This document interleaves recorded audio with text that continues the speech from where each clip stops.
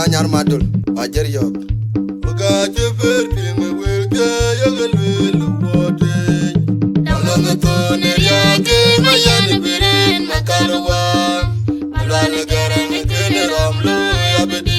Achinde beda alam dan kalung mamor mangal. Jom kwenalia garang manyang wajaya ngayen wapin. Dem dia ne dong dini damaya. Aketi da kunyanye bagun madin kulon nadol. Upagadit kumakomen ya ala jom mayam. Aku dacir porong daerwan abiko nimbiang. Oga jeber pime wilke yogal wil wote. Dalong to neriake mayani birin makalwa. Alwan garang kene ramlo yabedi.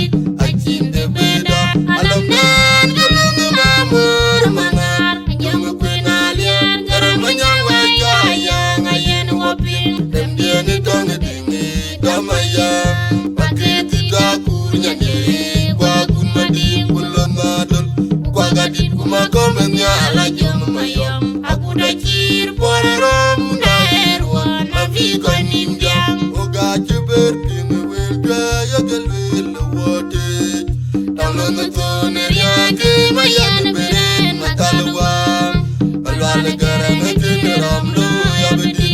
Achinde beda alam dan kalung mamor mangal. Jom kwenalia garang manyang wajaya ngayen wapin. Dem dia ni dong dini damaya.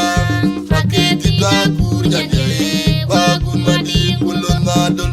Upagadit kumakomen ya ala jom mayam. Aku dacir porong daerwan abiko nimbiang. Tija kene liat ya matiro. Ilong dini chul undi dene nungamira liat. Tuol jije nyekir kaye karabapur pane jambule. Wali belalan ram une maya mirjuk. Kene bainlot kuma kwene diak. Wali belalan ram une maya mirjuk. Kene bainlot kuma kwene diak. Hariga udanang madang. Denga guru aye kwa tabu wer kinto nabi waman. Kayaren kumonyero akira luke. Ana jatuke latin longi yome nyakai. Ayome bol anki jakbai. Alira kurton welan udanang ikwaj kuran mukalan nerom. Achube kawan kiba ajaran. Komando ajal wan kenya wajwani jur. Kumatum rak ajong kumakir walani. Unda jirmani tombor. Kapadia yalo jenjen mabili. Ika udanang madang. Denga guru aye kwa tabu wen kinto nabi waman. Kayaren kumonyero akira luke. Ana jatuge latin longi yome nyakai. Ayome bul anki jakbai. Alira kurton welan udanang ikwaj kuran mukalan neram. Achube kawan kiba ajaran.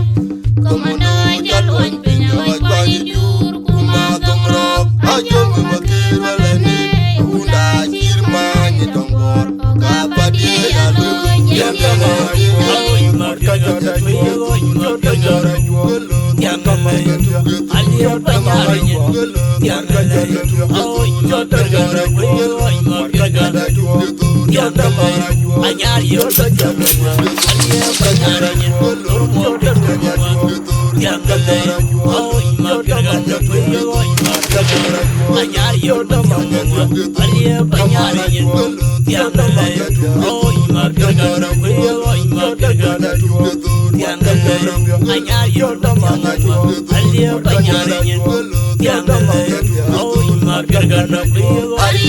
Kadang madang denga guru aye kwa tabu wen kinto nabi waman. Kayaren kumonyero akira luke. Ana jatuge latin longi yome nyakai. Ayome bul anki jakbai. Alira kurton welan udanang ikwaj kuran mukalan nerom. Achube kawan kiba ajaran. Komando ajal wan kenya wajwani jur. Kumatum rak ajong kumakir walani. Unda jirmani tombor. Kapadia yalo jenjen mabili. Ika udanang madang.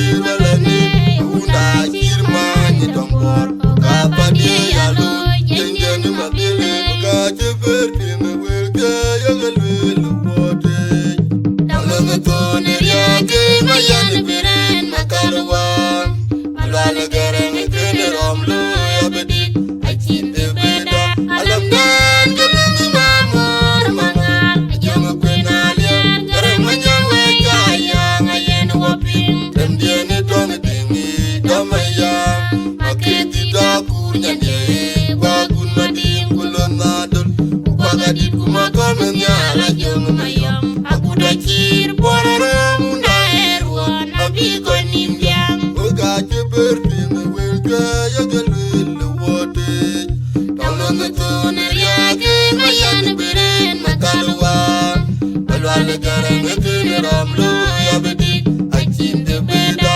alam dan galungu mamor mangar ajama kwenalia gareng manyawe kaya ngayen wapin temdiene tong dingi damaya paketi dakur nyanye wagun madim kulonadol kwagadit kumakomen nyala jong mayom aku dakir borarom ndaerwan avigo nimbyang uga jeber pin welga yagalwil wote dalanga tone yake mayan biren makalwa alwala gareng kene romlu yabedi achinde beda alam dan galungu mamor mangar ajama kwenalia gareng manyawe kaya ngayen wapin temdiene tong dingi damaya paketi dakur nyanye wagun madim kulonadol kwagadit kumakomen nyala jong mayom aku dakir borarom ndaerwan avigo nimbyang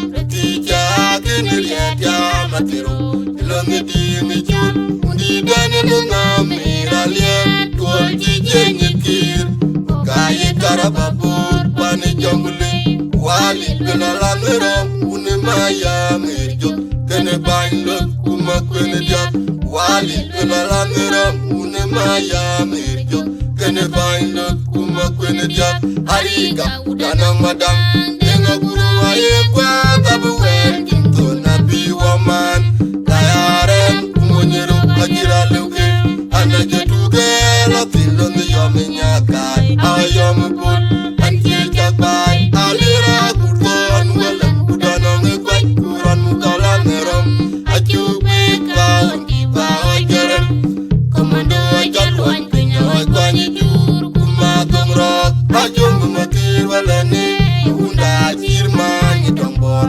kapadi yalu jengeni mabili ika udanang madang denga guru aye kwa tabu wen kinto nabi waman kayaren kumonyero agira luke ana jatuge lo tilon yome nyakai awa yome pul anti jakbai alira kurton wala udanang kwaj kuran mukalan nerom ajubi kaun kiba ojerem komando jalwan pinya kwani jur kumatom rok ajung makir walani unda jirma ni dombor kapadi yalu jengeni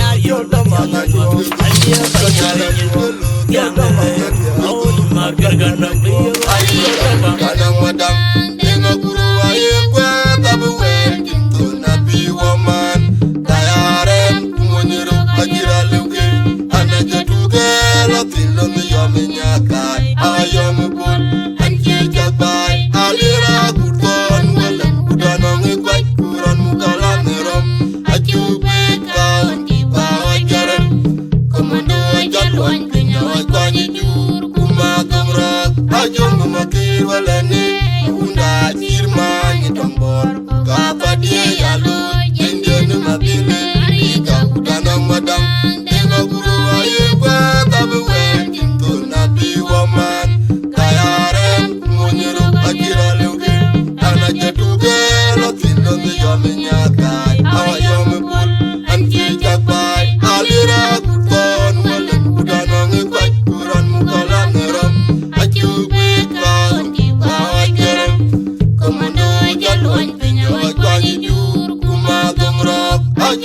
kirwalani unda kirmani dongor kapadi yalo jengenu Yo, the mabele baddest producer calling on Nile Production in the house.